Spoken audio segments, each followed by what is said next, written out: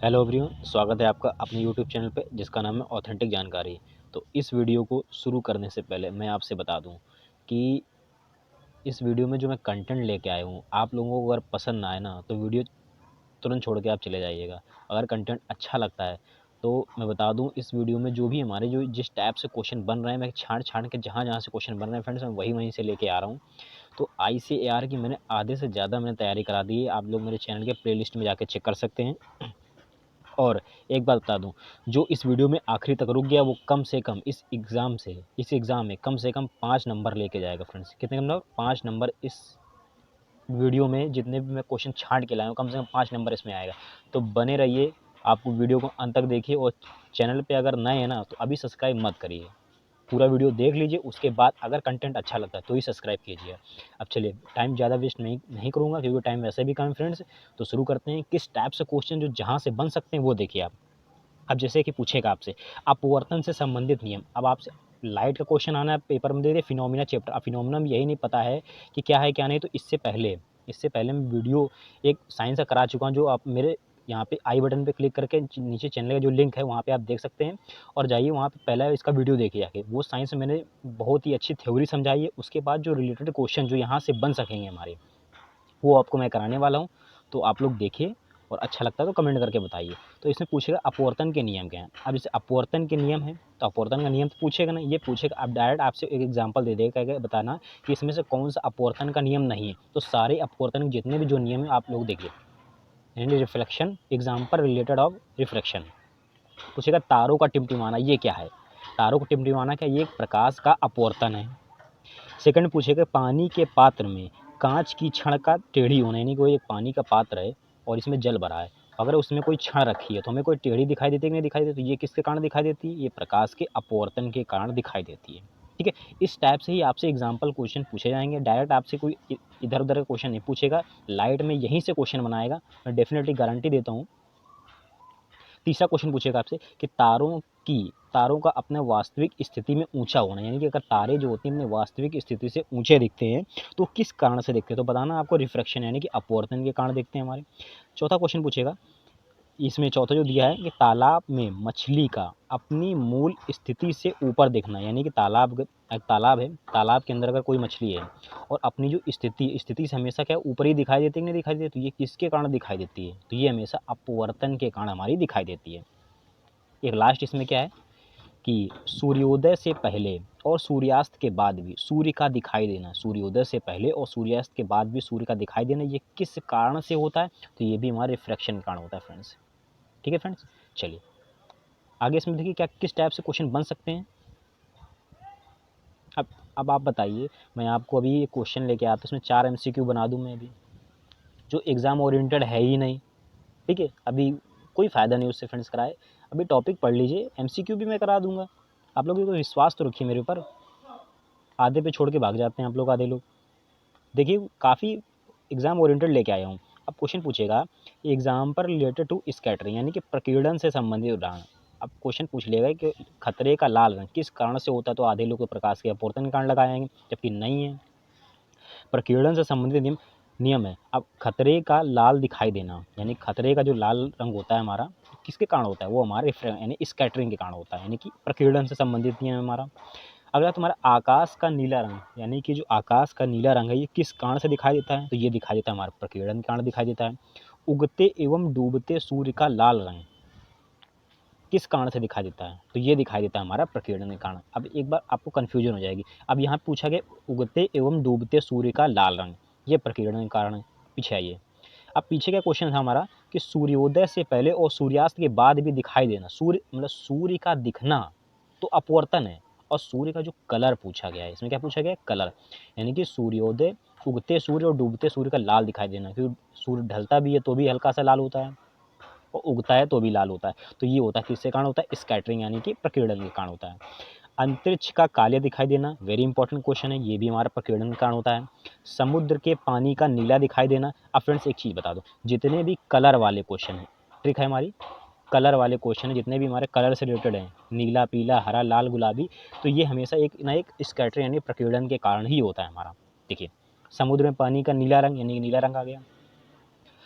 हवाई पट्टी के किनारे नीले रंग के बल्ब का प्रयोग करना। देखिए नीला रंग आ गया कि नहीं, नीला रंग आ गया, तो ये हमेशा प्रकीर्णन कारण होता है। बहुत कन्फ्यूजन होती है फ्रेंड्स इन क्वेश्चनों में।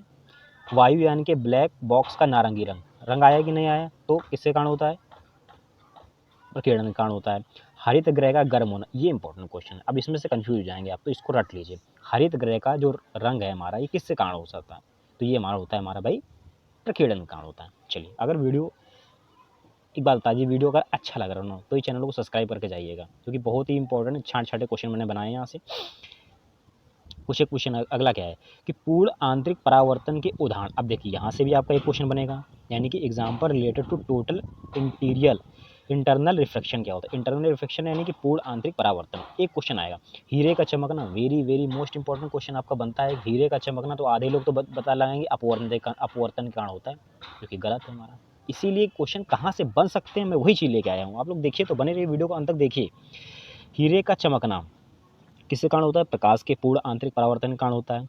पानी के अंदर बुलबुला जो चमकीला दिखाई देता है, यानी कि बुलबुला जो होता है हमारा, वो चमकीला किस कारण से दिखाई देता है, वो हमारा पूर्ण आंतरिक परावर्तन के कारण दिखाई देता है। अब पानी के अंदर कोई छड़ी रखी है और छड़ी हमारी टेढ़ी मेढ़ी दिखाई देती है, तो वो होता है हमारा अपवर्तन के कारण। लेकिन पानी के अंदर जो बुलबुला होता है वो हमारा चमकीला दिखाई देता है, वो किस कारण से दिखाई देता है हमारा, वो दिखाई देता है पूर्ण आंतरिक परावर्तन के कारण दिखाई देता है। अगला, कांच में पड़ी हुई दरार, कांच में पड़ी हुई एक कांच है, कांच में अगर कोई दरार पड़ जाती है तो वो किस कारण से होता है हमारा, इंटरनल रिफ्रैक्शन, यानी कि प्रकाश का क्या है हमारा, यानी पूर्ण आंतरिक परावर्तन के कारण है। अगला, गर्मी के दिनों में मृग मरीचिका का निर्माण होना, वेरी इंपॉर्टेंट है। मृग मरीचिका किससे कारण बनता है हमारा, प्रकाश का पूर्ण आंतरिक परावर्तन। नेक्स्ट है, बर्फीले क्षेत्रों में उन मरीचिका का निर्माण होता है। उन मरीचिका का निर्माण किस कारण होता है हमारा, ये भी हमारे प्रकाश का पूर्ण आंतरिक परावर्तन। इंडोस्कोप वेरी इंपॉर्टेंट है, इंडोस्कोप से क्वेश्चन काफ़ी बार पूछा गया है। इंडोस्कोप नामक यंत्र इसी सिद्धांत पर कार्य करता है, यानी प्रकाश के पूर्ण आंतरिक परावर्तन पर इंडोस्कोप कार्य करता है। प्रकाश तंतु बहुत बार पूछा गया है। ऑप्टिकल फाइबर किस पर कार्य करता है, प्रकाश के संचरण के, ये पूर्ण आंतरिक परावर्तन पर कार्य करता है। काफ़ी एफर्ट्स किया फ्रेंड्स इसमें, किस टाइप से क्वेश्चन बनेंगे मैं वही लेके आया हूँ। चलिए, अब ये फिजिक्स में कहाँ कहाँ से क्वेश्चन बन सकते थे करा दिए। अब केमिस्ट्री की बात करते हैं। केमिस्ट्री में किस हिसाब से क्वेश्चन बनाएगा आप, तो देखिए क्वेश्चन आएगा कि द्रव्य की भौतिक अवस्थाएं क्या होती हैं। क्वेश्चन पूछेगा कि ठोस से द्रव अवस्था में परिवर्तन, बताना है कि ठोस से द्रव अवस्था में परिवर्तन किस कारण से होता है। अब बताइए, ठोस से द्रव अवस्था में जो एक कोई ठोस है हमारा पदार्थ ले लिया, अब वो लिक्विड में हमारा चेंज हो गया, तो किस कारण से होता है, वो होता है मेल्टिंग कारण, यानी गलन के कारण होता है। अगला, वाष्पीकरण से। अब इसमें पूछेगा द्रव कोई लिक्विड है हमारा, तुरंत ही हमारा गैस अवस्था में उड़ गया, तो ये तो ईजी लगा देंगे आप, वाष्पीकरण से होता है हमारा। लेकिन अब संघनन में फंस जाएंगे आप। कैसे पूछेगा कि गैस अवस्था से द्रव अवस्था में, कई बार पूछा गया है और बड़ा कन्फ्यूजन होता है फ्रेंड्स। गैस से, यानी कि कोई गैस है और गैस सीधा हम उसको लिक्विड में चेंज कर रहे हैं, तो वो किसके कारण होता है, यानी वो होता है हमारा संघनन के कारण होता है। किसके कारण होता है, संघनन। वेरी इंपॉर्टेंट है, यहाँ से क्वेश्चन कन्फर्म बनता है। चलिए, इसमें अगला क्या पूछेगा, द्रव से ठोस अवस्था में, यानी कोई लिक्विड है, लिक्विड से जम गया हमारा ठोस, तो वो किसके कारण जमता है, वो जमना होता है। इंपॉर्टेंट नहीं है, मत पढ़िए इसको आप। हाँ, ये कई बार पूछा गया सब्लिमेशन, यानी कि कोई ठोस पदार्थ है वो सीधे ही गैस अवस्था में चेंज हो गया है, तो उसे ऊर्ध्वपातन कहते हैं, यानी कि सब्लिमेशन। यानी कि अगर मान लीजिए इसका एग्जांपल ले लें तो हमारा कोई ये कपूर है, अब कपूर को जैसे जलाते हैं, ठोस होता है कि नहीं होता, और जलाते हैं तुरंत हमारा गैस अवस्था में उड़ जाता है। नेफ्थलीन की गोलियाँ हो गई, ये सभी किसके उदाहरण है, हमारे ऊर्ध्वपातन के उदाहरण हैं। चलिए, एक लास्ट केस में बन सकता है, उत्क्रमणीय ऊर्ध्वपातन क्या होता है। उत्क्रमणीय उत्पादन वो होता है जो गैस से ठोस अवस्था में चेंज हो जाता है। अब गैस है, गैस सीधा ठोस अवस्था में, उत्क्रमणीय उत्पादन, वेरी इंपॉर्टेंट है फ्रेंड्स ये। चलिए, अगला देखते हैं यहाँ से किस टाइप से और क्वेश्चन बन सकते हैं हमारे, वेरी वेरी इंपॉर्टेंट। देखिए फ्रेंड्स, अब आपका यहाँ से भी क्वेश्चन बनेगा, फिजिकल चेंज क्या होता है और केमिकल चेंज क्या होता है। देखिए, वीडियो अच्छा लग रहा है फ्रेंड्स तो प्लीज़ चैनल को सब्सक्राइब कर लीजिएगा। देखिए, और इसमें पूछेगा कि भौतिक, इनमें से क्वेश्चन बनाया क्या आपसे, इनमें से कौन सा एक भौतिक परिवर्तन नहीं है। ठीक, 4 ऑप्शन बना के दे देगा, तो हम जितने भी यहाँ से बन सकते हैं मैं सब वो लेके आया हूँ, बस आप ध्यान से पढ़ लीजिए, बहुत ही कम टाइम बचा हुआ है। पूछे क्या, पानी का जमना ये कैसा परिवर्तन, भौतिक परिवर्तन है, केमिकल परिवर्तन है, ये दोनों, इनमें से कोई नहीं, ऐसे आ जाएगा। तो पानी का जमना एक कैसा परिवर्तन, ये एक फिजिकल परिवर्तन है, यानी फिजिकल चेंजेस है। देखिए, अब फिजिकल चेंज होता क्या है, तो मैंने इसका वीडियो यानी साइंस का मैंने करा रखा है, आप प्लेलिस्ट में जाके मेरे जितने भी साइंस की वीडियो देख लीजिए। आपका कम से कम साइंस में जो 25 क्वेश्चन आए, आप 25 से कम 20 प्लस मार्क आएंगे। देखिए, जहाँ जहाँ से क्वेश्चन बन सकते हैं मैं वहाँ से मैंने टॉपिक करा दिए हैं। अब जितने भी क्वेश्चन जो इधर उधर से जो पूछे हैं मैं बस वही करा रहा हूँ, जो हम थ्योरी में नहीं कर पाते हैं वो हम एक एक लाइन में करके समझ लें। देखिए अब कोई पानी है, अब पानी जमकर बर्फ़ बन जाता है। देखिए भौतिक परिवर्तन होता क्या है? भौतिक परिवर्तन वो होता है कि जिसमें कि हम कोई एक पदार्थ से हम दूसरी पदार्थ में हम बना सकते हैं, और फिर दूसरी पदार्थ से फिर पहली पदार्थ हम बना सकते हैं। यानी कि अगर हम पानी से बर्फ़ बना सकते हैं और बर्फ़ से हम पानी बना सकते हैं, यानी कि पहला से दूसरा और दूसरा से पहला चेंज हो जाता है, तो उसे हम फिजिकल चेंज कहते हैं। ठीक। अब जैसे कि चीनी का पानी में घुलना, तो चीनी का पानी में घुलना क्या है? एक गिलास ले लिया हम, उसमें चीनी को घोल लिया और इसमें पानी डाल दिया, तो चीनी का जैसे पानी में घुल जाता है तो वो घुल गया भाई। अब घुलने के बाद क्या कर सकते हैं हम? उसी चीज़ को हम गर्म कर दें और गर्म करने के बाद फिर से उसको चीनी में बदल सकते हैं। बदल सकते हैं नहीं बदल सकते हैं? तो ये हमारा क्या कहलाता है? ये हमारा फिजिकल चेंज कहलाता है। मोम का गलना, देखिए मोम का गलना क्या है हमारा? ये भी एक फिजिकल चेंजेस है। लोहे की छड़ का गर्म होना, वेरी इंपॉर्टेंट। लोहे की छड़ गर्म होती है तो गर्म से फिर ठंडा कर सकते हैं, ठंडे से गर्म कर सकते हैं, तो ये भौतिक परिवर्तन है हमारा। बहुत कन्फ्यूजन होती है फ्रेंड्स यहाँ से। देखिए अगला, जल को गर्म होकर भाप में बदलना है। अब देखिए जल है, जल से भाप बदला, फिर भाप से हम जल बना सकते हैं नहीं बना सकते? तो ये हमारा क्या भौतिक परिवर्तन है। ठीक है। ऊर्ध्वपातन क्या होता है? ऊर्ध्वपातन वही अभी बताया पीछे डेफिनेशन देखिए, यानी कि ठोस अवस्था से सीधा हमारा गैस अवस्था में परिवर्तन हो सकता है, और गैस अवस्था से इधर ठोस अवस्था में परिवर्तन हो सकता है, तो वो हमारा उत्क्रमणीय ऊर्ध्वपातन कहलाता है, और ये हमारा ऊर्ध्वपातन। चलिए अब इसमें से देखिए केमिकल चेंजेस किस हिसाब से पूछेगा, ये बहुत बार पूछा गया है, ये बहुत ही बार पूछा गया फ्रेंड्स, कि लोहे में जंग लगना किसका एग्जाम्पल है? तो लोहे में जो जंग लगता है ये एक केमिकल चेंजेस है, यानी कि रासायनिक परिवर्तन। अब देखिए क्वेश्चन होता क्या है केमिकल चेंजेस, यानी कि कोई पदार्थ है, अब एक अवस्था से दूसरी अवस्था में क्या हो गया हमारा? चेंज हो गया, लेकिन दूसरी अवस्था से हम पुनः उसको प्रारंभिक अवस्था में नहीं ला सकते हैं, तो वही क्या कहलाता है? Chemical changes. अब जैसे कि दूध से दही का जमना, अब दूध से हम दही बना सकते हैं, लेकिन दही से क्या फिर से दूध बना सकते हैं क्या? नहीं बना सकते, तो ये हमारा केमिकल चेंजेस हो जाएगा। दूध का स्कंदन, वही दूध का स्कंदन भी, ये भी केमिकल चेंजेस है। मोमबत्ती का जलना, भाई मोमबत्ती का जलना हमारा किसका है? देखिए मोम का गलना ये हमारा एक फिजिकल है, लेकिन मोमबत्ती का जलना ये क्या है? केमिकल चेंजेस है। क्वेश्चन फंस जाएंगे आप लोग फ्रेंड्स, ध्यान से पढ़िए थोड़ा सा। दहन, अब दहन का मतलब वही होता है कि ज्वाला उत्पन्न होना किसी चीज़ की, यानी कि किसी चीज़ को जलाते हैं तो जलाने में ज्वाला उत्पन्न होती है, वही हमारी क्या दहन कहलाती है। और ये दहन क्या होती है? यानी कि C+O2 यही होती है हमारी दहन होती है। तो ये जो दहन है ये हमारा किसका क्या है? एक हमारा एक केमिकल चेंजेस है, यानी कि रासायनिक परिवर्तन। एक लास्ट इसमें क्या बनेगा कि जल अपघटन, हाइड्रोजन और ऑक्सीजन गैस मुक्त होना, यानी कि जल अपघटन किसका उदाहरण है? तो ये बता देंगे एक केमिकल चेंजेस का है। फ्रेंड्स आप बताइए कमेंट करके मुझे कैसा लग रहा है आपको, अगर मज़ा आ रहा है तो बताइए। अब देखिए कुछ क्वेश्चन मैं इस टाइप से लेके आया हूँ, मैं हाथ से लेके लाया हूँ कि इस टाइप से भी आपसे कम से कम एक क्वेश्चन यहाँ से पूछा जाएगा। क्वेश्चन बने क्या? गैसों के मिश्रण में होने वाले परिवर्तन का मापन। फ्रेंड्स ये मैंने हाथ से लिखे हैं, अगर राइटिंग नहीं समझ में आ रही है तो बताइएगा मुझे आप। गैसों के मिश्रणों में होने वाले परिवर्तन को मापन, यानी कि गैसें हैं, अगर गैसें को हम नापते हैं तो वो नापने का जो यंत्र होता है वो क्या होता है? वो उससे बोलते हैं यूडियोमीटर कहते हैं। कम ताप वाले यानी कम ताप मापने हेतु, यानी कम ताप में मापने हेतु किस यंत्र का यूज करते हैं? तो कम ताप में जो नापते हैं उसे हम कहते हैं क्राइनोमीटर कहते हैं, और उच्च ताप होता है वो पायरोमीटर से नापते हैं। विद्युत तरंग के दोलन की आवृत्ति हेतु किस यंत्र का प्रयोग करते हैं? वेरी इंपॉर्टेंट है कि विद्युत तरंगों में दोलन की आवृत्ति किससे नापते हैं? दोलन की आवृत्ति नापते हैं साइनोमीटर से नापते हैं। एक इसमें क्या बनेगा कि वर्षा का मापक यंत्र है, वर्षा का जो मापक यंत्र है वो क्या होता है? वर्षा का मापक यंत्र वो है हमारा हेक्टोमीटर। हेक्टोमीटर से कई बार पूछा है कि एसएससी में करीब 2000 अभी वो हमारा 19 में एग्जाम हुआ है जो एसएससी सीजीएल का, उसमें से ये क्वेश्चन पूछा गया था कि वर्षा का जल है, वर्षा का जो मापक यंत्र वो क्या होता है? उसे बोलते हैं हेक्टोमीटर होता है। बने रहिए आप लोग, कम से कम 5 नंबर गारंटेड यहाँ से लेके जाएंगे। चलिए देखिए प्रकाश की तीव्रता का यंत्र, प्रकाश की तीव्रता का यंत्र क्या होता है? तो प्रकाश की तीव्रता का जो यंत्र होता है उसे बोलते हैं ल्यूसीमीटर। ल्यूसीमीटर से प्रकाश की तीव्रता नापते हैं। झूठ का पता लगाने के लिए किस यंत्र का प्रयोग करते हैं? झूठ का पता लगाने के लिए हम पॉलीग्राफ का यूज करते हैं। सूर्य को देखने हो तो किस यंत्र का यूज करते हैं? तो सूर्य का यंत्र देखने के लिए हम लोग हेलियोस्कोप का यूज करते हैं। किसका यंत्र करते हैं? हमारा हेलियोस्कोप से सूर्य को देखने के लिए यूज करते हैं। कई बार पेपर में पूछा गया है।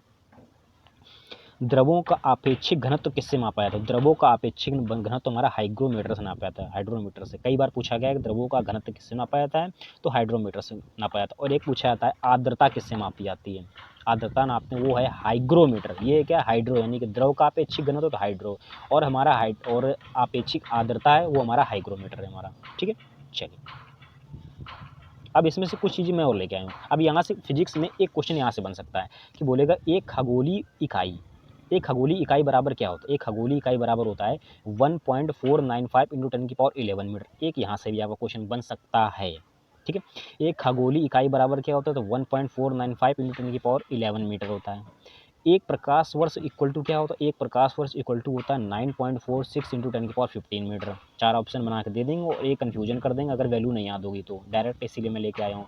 एक प्रकाश वर्ष बराबर क्या होता है, 9.46 × 10⁻15 मीटर। एक पारसेक बराबर कितना होता है, एक पारसेक बराबर होता है 3.26 इंटू एक पारसेक बराबर 3.26 प्रकाश वर्ष के बराबर होता है, कई बार पूछा गया है। एक आवोगैद्रो संख्या बराबर क्या होता है, तो एक आवोगैद्रो संख्या बराबर क्या होता है, ये होता है, बहुत बार क्वेश्चन पूछा गया है 6.023 × 10⁻23। याद कर लीजिए, यहाँ लास्ट में 23 है और यहाँ पे भी 23 होता है। चलिए अब कुछ क्वेश्चन यहाँ से मैं लेके आया हूँ, किस किस टाइप से क्वेश्चन बन सकते हैं, बस आप लोग वीडियो को बने रहिए, कम से कम 5 नंबर गारंटेड लेके जाएंगे आप। अब क्वेश्चन पूछेगा कि केमिस्ट्री में है कि बोलेगा कांसा जो है हमारा, कांसा वो किन किन तत्वों से मिलकर बना होता है। तो कांसा जो बनता है हमारा वो हमारा कॉपर और टिन से मिलकर बना होता है। Sn को बोलते हैं टिन और Cv को बोलते हैं कॉपर। ठीक है, कांसा जो है हमारा कॉपर, जो किन किन तत्वों से मिलकर बना होता है, तो ये हमारा बना होता है कॉपर और टिन से मिलकर बना होता है। अगला हमारा गन मेटल किससे मिलकर बना होता है, तो गन मेटल तो हमारा कॉपर, Sn को बोलते हैं टिन और Zn को बोलते हैं जिंक। कॉपर, टिन और जिंक से मिलकर हमारा गन मेटल बना होता है। अगला तो हमारा जर्मन सिल्वर हमारा किससे मिलकर बना होता है, जर्मन सिल्वर जो बना होता है हमारा कॉपर, जिंक और निकिल से मिलकर हमारा जर्मन सिल्वर हमारा बना होता है। यानी कि जर्मन सिल्वर हमारा किससे बना होता है, ये कॉपर, जिंक और निकिल से मिलकर बना होता है। चलिए सोल्डर किससे बना होता है, तो सोल्डर हमारा जो बनता है वो पीबी और टिन से मिलकर बना होता है, यानी ऐसा बोलते हैं। ठीक फ्रेंड, जिस टाइप से क्वेश्चन जहाँ जहाँ से बन सकते हैं मैं वही लेके आया हूँ। अच्छा लगता है तो बताइएगा, मैं और इस टाइप से क्वेश्चन बनाऊंगा। स्टेनलेस स्टील किससे बनता है, तो स्टेनलेस स्टील हमारा बनता है Fe यानी आयरन, Cr यानी क्रोमियम और C यानी कि कार्बन और M फॉर मैग्नीशियम। ठीक है, तो स्टेनलेस इससे बनता है हमारा। और अगला है इसमें कि ठीक है फ्रेंड्स, लास्ट हमारा ये क्वेश्चन क्या है कि कृत्रिम सोना कई बार पूछा गया, कृत्रिम सोना किससे बनता है, तो ये हमारा कॉपर और Al यानी एल्यूमिनियम से मिलकर बना होता है। ठीक है, तो आज के लिए इतना ही था फ्रेंड्स। अगर वीडियो अच्छा लगा हो, साइंस का लगा हो कि हाँ इंपॉर्टेंट है, काफ़ी कुछ इससे फंस सकता है एग्जाम में, तो प्लीज़ चैनल को सब्सक्राइब कर लीजिएगा, काफ़ी मेहनत लगती है। और अच्छा लगा हो तो ही करिएगा वरना मत करिएगा। चलिए मिलते हैं नेक्स्ट वीडियो में, थैंक यू।